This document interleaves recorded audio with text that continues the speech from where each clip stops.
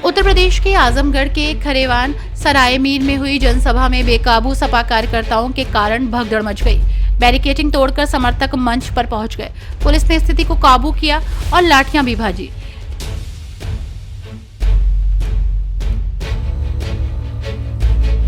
जनसभा में अखिलेश यादव ने कहा कि भाजपा की सरकार 10 वर्षों से देश में लूट की छूट के साथ जमी हुई है और इतना लूटा कि उसी से वैक्सीन लगवा दी। आज वैक्सीन से खतरा पैदा हो गया है। क्या वैक्सीन लगवाने भाजपा को वोट देंगे? सुना है जब से वैक्सीन का खतरा पैदा हुआ है, दिल्ली के सांसद अपनी तस्वीर हटाने लगे हैं।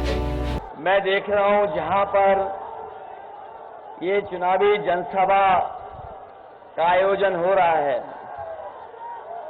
जितना हमारा पंडाल है, पंडाल तो हमें पूरा भरा दिखाई दे रहा है। पीछे सड़क पर लोग दिखाई दे रहे हैं मुझे, और देखिए दूर वो लाल गमछे वाले हैं और लाल टी शर्ट वाले हमें ही दिखा रहे हैं, वहां तक मैं देख सकता हूं। जहां ये पंडाल नहीं है और पंडाल के बाहर तपती हुई दोपहरी में सूरज बिल्कुल आसमान के ऊपर है, सर के ऊपर है। हमारे दाईं तरफ भी बाईं तरफ भी जो कुछ थोड़ा बहुत गमछा लगा करके दोपहरी बचा सकते हैं वो बचाए। पीछे तक मैं जन सैलाब देख रहा हूं और ये जन सैलाब परिवर्तन का है और बीजेपी को हटाने के लिए है। मैं जानता हूं कि बहुत दिन से हमारा आपका जोश और उत्साह और हमारे अंदर कुछ करने की इच्छा दबी हुई है, लेकिन ये वोट की तारीख तक बचा के रखिए। ये जो बल्ली टूट जाएंगी तो हमारी आपकी खराब निकल जाएगी, खराब न्यूज निकल जाएगी। ये जो मैं देख रहा हूं कि हाथ में संटी है, संटी। हमारे कुछ साथियों के पास संटी है। ये जैसे गारंटी जो दे रहे हो उनके लिए संटी है, ये संटी से गारंटी वाले जाएंगे। मैं ऊपर भी देख रहा हूं कि जहां हमारा स्ट्रेस जुड़ रहा है, मुझे नहीं लगता कि तुम साइंस स्टूडेंट हो। ये अभी हमें 5 दिखाई दे रहे हैं। अगर 7 हो गए तो 7 के साथ नीचे आ जाएंगे। 5 तक तो ठीक हो। तुम बताना उधर काली टी शर्ट, तुम बताना ना, ये भी नीचे आ जाएंगे संग में तुम्हारे। इसलिए मैं आपका धन्यवाद देता हूं, आभार प्रकट करता हूं। ये जो ऐतिहासिक कार्यक्रम मैं देख रहा हूं, ये ऐतिहासिक कार्यक्रम, ये जो जन समर्थन, उत्साह, जोश न केवल दरोगा सरोज जी को जिताने जा रहा है, बल्कि आजमगढ़ की जनता दोनों लोकसभाओं को रिकॉर्ड मतों से जिताने जा रही है। आजमगढ़ का इतिहास भी यही रहा है। मैं आपको 22 का भी धन्यवाद देता हूं। 2022 में आप सब लोगों ने मिलकर के समाजवादी पार्टी को 10 की 10 सीटें जितवा दी थी। ये 10 सीटें जीते थे, वही क्षेत्र है। और जो दूसरे दल वाले हैं जो चुनाव प्रचार कर रहे हैं, मैं उनके भाषण सुन रहा हूं, उनकी भाषा सुन रहा हूं। जहां पहले चरण से चुनाव शुरू हुआ था और चुनाव लगातार आगे बढ़ता चला जा रहा है, 5वें चरण का चुनाव खत्म हो चुका है। अब केवल 2 चरणों का चुनाव बाकी है, 6वां और 7वां। मैं ये कह सकता हूं, पहले चरण से मैं चुनाव देख रहा हूं। आप देखिएगा, जिस समय चुनाव 7वें चरण पर पहुंचेगा। जनता का गुस्सा भी 7वें आसमान पे दिखाई देगा। और इस बार जो कुछ भी ये अंकगणित बनाए हुए हैं बीजेपी के लोग, जो कुछ उन्होंने अपनी रणनीति बनाई है, इस बार उत्तर प्रदेश की जनता ने पूरा का पूरा सफाया करने का मन बनाया है। अभी जो आंकड़े आ रहे हैं, जो सूचना आ रही है, उसमें केवल एक पे लड़ाई में है हम लोग, एक में लड़ाई में है केवल, वो क्यूटो, और बाकी सब सीटें बीजेपी हार चुकी है। आपने इनके नेताओं के भाषण सुने होंगे, वही पुरानी कहानी सुना रहे हैं, पुराने जमाने वाली, और वही घिसे पिटे डायलॉग जो जनता सुनना नहीं चाहती है, जो घिसे पिटे डायलॉग बीजेपी के लोग बोल रहे हैं, उन घिसे पिटे डायलॉग को कोई सुनना नहीं चाहता है। और इस बार जो जनता ने मन बनाया है, ये जो हमारे आपके पीडीए परिवार वाले लोग हैं, ये पीडीए परिवार ही एनडीए को हराने का काम करेगा इस बार। इनकी कौन सी बातें याद दिलाएं? इन बीजेपी वालों की हर बात झूठी निकली है, इनका हर वादा झूठा निकला, और पिछले 10 साल का अगर हिसाब किताब लगाएंगे तो बीजेपी की ये सरकार जो 10 साल चली है, लूट और झूठ के साथ चली है, और इतना लूटा इन्होंने कि इन्होंने लूट लूट करके वो जो हमें और आपको वैक्सीन लगवाई थी, वैक्सीन वाली कंपनी से भी पैसा वसूल लिया, हमें आपको सबको जबरदस्ती वैक्सीन लगवा दी। ये जो हमारे खाकी वर्दी पहने वाले भाई लोग हैं, कर्मचारी, ये भी लगाना नहीं चाहते थे, इनके भी जबरदस्ती वैक्सीन लगवा दी। बताओ, वैक्सीन लगने से जान को खतरा पैदा हो गया कि नहीं हो गया? और ऐसा खतरा पैदा हुआ है कि वैक्सीन कंपनी वाले कह रहे हैं कि अब हम वैक्सीन वापस ले लेंगे। बताओ, जो वैक्सीन शरीर में चली गई वो वापस कैसे आएगी? बता दो, बताओ कैसे वापस आ सकती है? कम से कम हम बच गए, हम लोगों ने वैक्सीन नहीं लगवाई। हमने नहीं लगवाई वैक्सीन, लेकिन जिन्होंने वैक्सीन लगवाई होगी वो अगर सर्टिफिकेट देखेंगे तो बताओ, सर्टिफिकेट देख करके वोट किसको डालेंगे? और सुना है, जब से वैक्सीन का खतरा पैदा हुआ है, जो दिल्ली वाले हैं प्रधान सांसद, उन्होंने अपनी तस्वीर सर्टिफिकेट से हटवा ली है। सर्टिफिकेट से तस्वीर हट गई, और बड़े बड़े शहरों में ये डबल इंजन वालों ने बड़ी बड़ी होर्डिंग लगवाई हैं। आजमगढ़ में भी लगी होंगी बड़ी बड़ी होर्डिंग, दिल्ली वालों की, डबल इंजन वालों की। नहीं लग पाई है, वो जानते हैं कि दोनों सीटें सफाई जीतने वाले से नहीं लगाई। लेकिन और शहरों में देखो, बड़ी बड़ी होर्डिंग लगाए हैं डबल इंजन वाले, लेकिन उनका जो इंजन है वो पहले से ही गायब है, एक ही इंजन। और आपने देखा होगा, आपको बीजेपी का तालमेल बिगड़ गया है, इनका तालमेल बिगड़ गया है, घालमेल चल रहा है इनके अंदर, अंदर ही अंदर, और एक दूसरे पर भरोसा भी नहीं कर रहे हैं। ये जो दिल्ली और लखनऊ वाले हैं, सुनने में आ रहा है इनका भी आपस में एक दूसरे का इंजन टकरा रहा है। इसलिए जिन लोगों ने वैक्सीन लगवा करके जान को खतरे में डलवाया, वही लोग हमारे आपके बाबा साहब भीमराव अम्बेडकर जी के संविधान के भी पीछे पड़े हैं।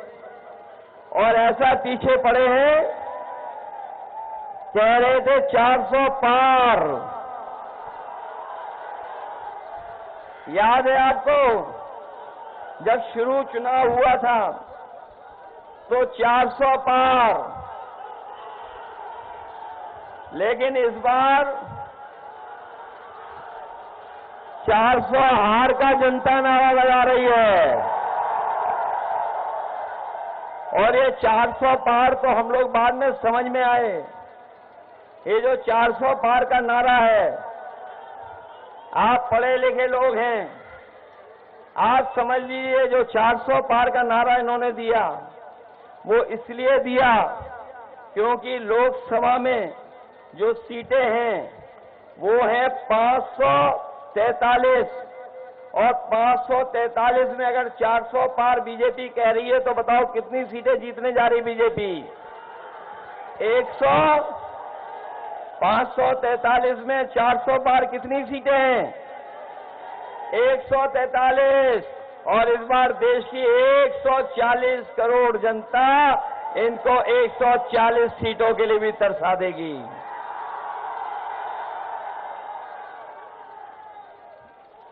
इन्होंने वादा किया था हमारे किसान भाइयों को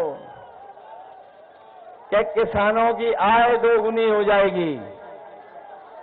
बताओ, किसान भाई हैं यहाँ, खेती बाड़ी करने वाले लोग हैं, किसी की आय दोगुनी हुई हो तो बताइए? ना आय दोगुनी हुई और ना ही फसल की खरीदने के लिए कोई इंतजाम किया। पैदावार की कीमत तो दूर, लेकिन इनके कार्यकाल में लगातार लागत बढ़ती चली जा रही है। जो हमारा किसान है, गरीब है, गांव में रहने वाला, वो जानता होगा खेती बाड़ी जब करने जा रहा है तो उसकी लागत बढ़ती चली जा रही है, और जो कर्ज है वो भी बढ़ता चला जा रहा है। इधर आपने देखा होगा, सुना होगा, पढ़ा होगा कि बीजेपी की जब से सरकार आई है, इन्होंने बड़े बड़े उद्योगपतियों का, बड़े बड़े कारोबारियों का, जो मालामाल लोग हैं, उनका कर्ज माफ कर दिया। 25 लाख करोड़ इन्होंने अभी तक 10 साल में उद्योगपतियों का कर्ज माफ किया है। और जब इन्होंने कानून बनाया तो कानून ये बनाया कि जिन लोगों का 5 करोड़ से ऊपर का कर्ज है उनका कर्ज माफ होगा, लेकिन हमारे गरीब किसान, गांव में रहने वाले लोग, उनका कर्ज लाखों में है। इन्होंने लाखों का कर्जा माफ नहीं किया, इन्होंने 5 करोड़ से ऊपर वालों का कर्ज माफ किया है। हम अपने गरीबों को कह के जा रहे हैं, जब से इंडिया गठबंधन बना है, समाजवादी पार्टी, कांग्रेस पार्टी और अन्य दल साथ आए हैं, ये तय कर लिया है कि अगर बीजेपी ने बड़े बड़े लोगों का कर्ज माफ किया है तो 4 जून के बाद जब सरकार बनेगी तो हमारे गरीबों का, किसानों का, गांव में रहने वालों का भी कर्ज माफ होगा। जब ये 25 लाख करोड़ माफ कर सकते हैं तो हमारे गरीबों का तो कर्ज बहुत कम है, वो भी माफ होगा।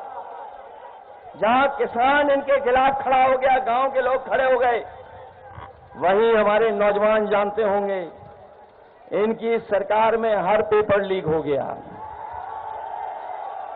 और हर परीक्षा इनको रद्द करनी पड़ गई।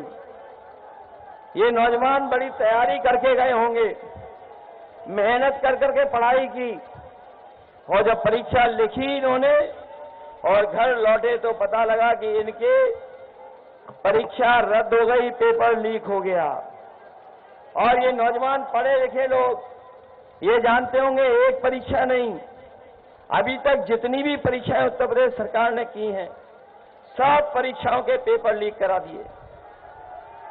हमारे नौजवानों को जो नौकरी मिल जानी चाहिए तो नौकरी नहीं दे पाई सरकार, और पेपर लीक के कारण और जो पेपर रद्द हुए, परीक्षाएं रद्द हुई, उसके कारण 60 लाख बच्चे उत्तर प्रदेश के रह गए जिनको नौकरी नहीं मिल पाई।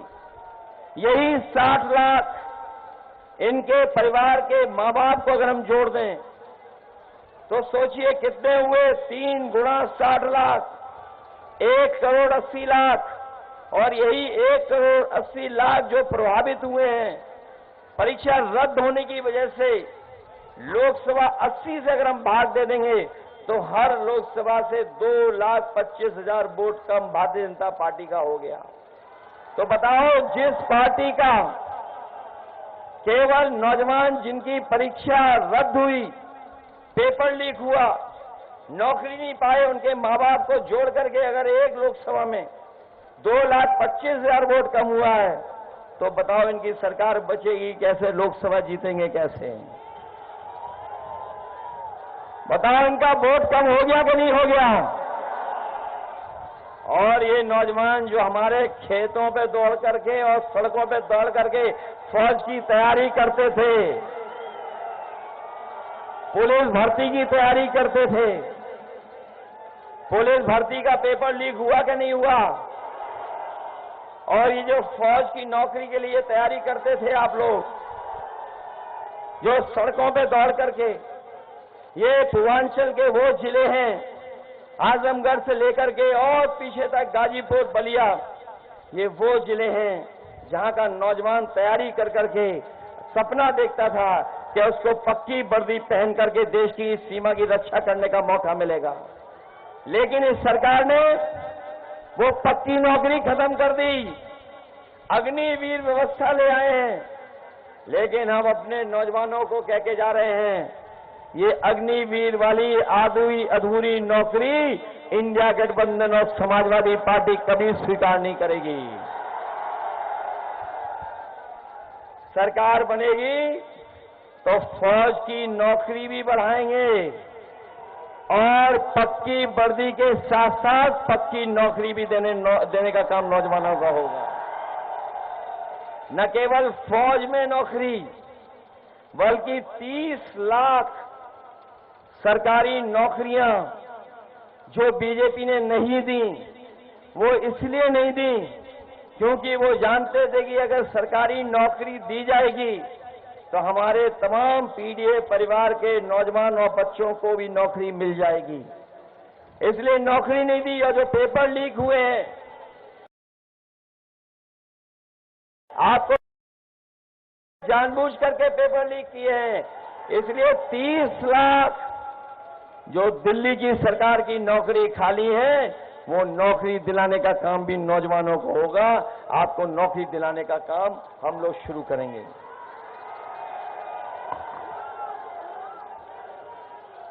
अभी तो अग्निवीर वाली नौकरी फौज की 4 साल की हुई है।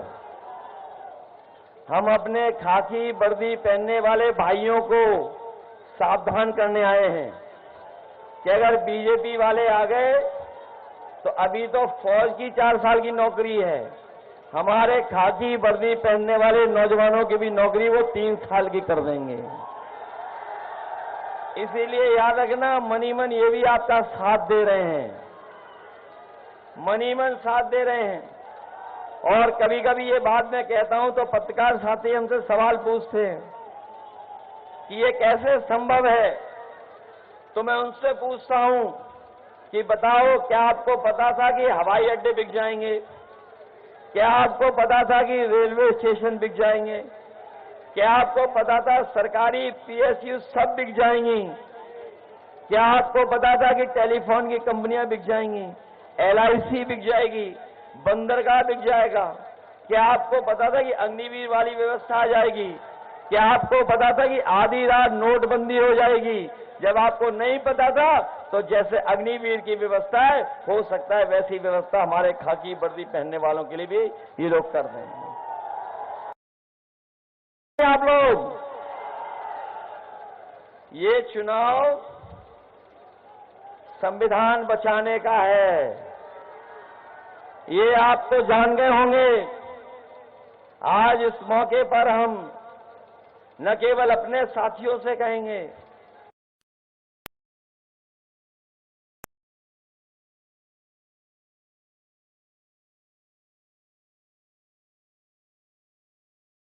का दिया हुआ संविधान और संविधान मिलते हैं उसको बचाने की लड़ाई है, जो हमें उसको बचाने की जरूरत है। ये संविधान हमारे लिए संजीवनी है। इसलिए कभी जैसा कि समुद्र मंथन हुआ था उसी तरीके से इस बार संविधान मंथन होने जा रहा है। एक तरफ वो लोग हैं जो संविधान बदलना चाहते हैं और दूसरी तरफ इंडिया गठबंधन और समाजवादी लोग हैं जो बाबा साहब भीमराव अंबेडकर जी का संविधान बचाना चाहते हैं। इसलिए बचाओगे आप लोग? बीजेपी हटाओगे? इसने महंगाई बढ़ाई कि नहीं बढ़ाई? और महंगाई केवल डीजल, पेट्रोल, खाने के सामान की तो बढ़ाई है। नौजवान जानते होंगे 10 साल पहले आपकी मोटरसाइकिल कितने रुपए की आती थी और आज मोटरसाइकिल कितने की आ रही है? बताओ, दोगुना कर दिया कि नहीं कर दिया? आपके किसान भाई होंगे, खाद बाजार से लिए होंगे। बताओ, खाद की बोरी से चोरी हो गई, पहले कितने किलो हुई और अब कितने किलो हो गई? कभी कभी मैं सोचता हूं ये महंगाई और बोरी की चोरी कहां से सीखे होंगे। तब हमें याद आता है पार्ले जी बिस्किट से सीखे ये लोग। जो पुराने लोग हैं वो जानते होंगे पहले पार्ले जी का बिस्किट पैकेट कितना बड़ा आता था और महंगाई बढ़ी, उन्होंने मुनाफा नहीं कम किया, तो बताओ पैकेट कितना हो गया? अब कितने का पैकेट आ रहा है? याद रखना, बीजेपी वाले आ गए तो एक बिस्किट वाला पैकेट मिलेगा आपको, एक बिस्किट वाला।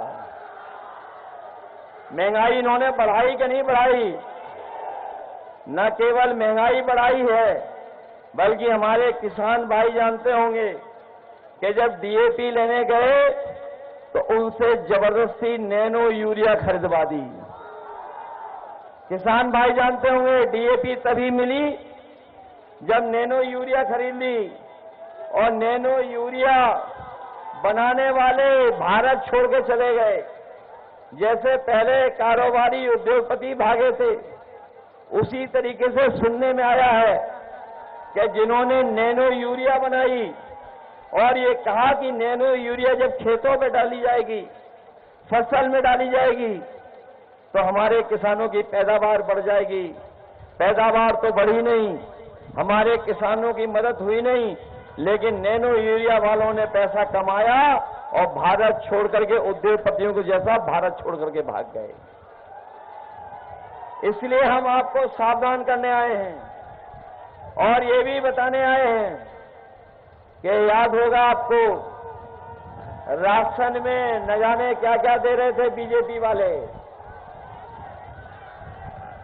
और अब राशन में क्या क्या मिल रहा है।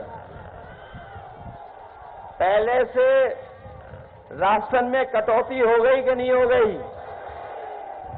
और हमारे गरीबों को भरपेट खाना भी नहीं मिल पा रहा है। राशन की गुणवत्ता भी खराब कर दी, मात्रा तो खराब की है, लेकिन राशन की गुणवत्ता भी खराब कर दी।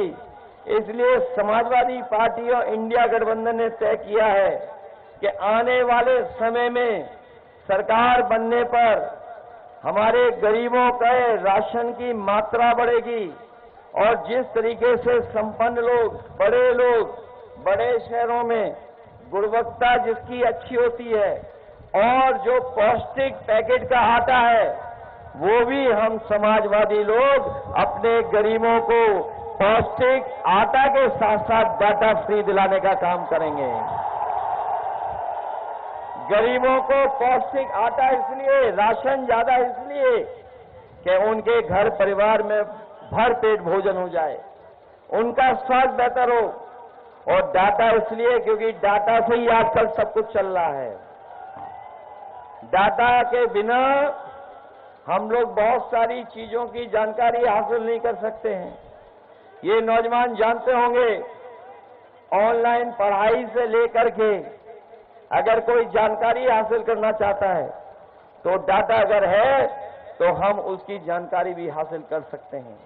ये जब मोबाइल आए थे, याद होगा आपको, इन्होंने फ्री डाटा दिया था, लेकिन जब सबके हाथ में मोबाइल आ गया तो डाटा का भी पैसा वसूलना शुरू कर दिया है।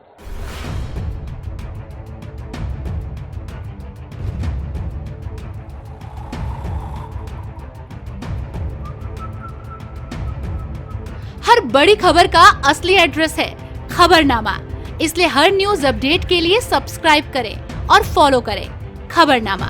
और इस वीडियो के लाइक बटन को प्रेस कर इस वीडियो पर कमेंट के जरिए अपनी राय देना ना भूलें।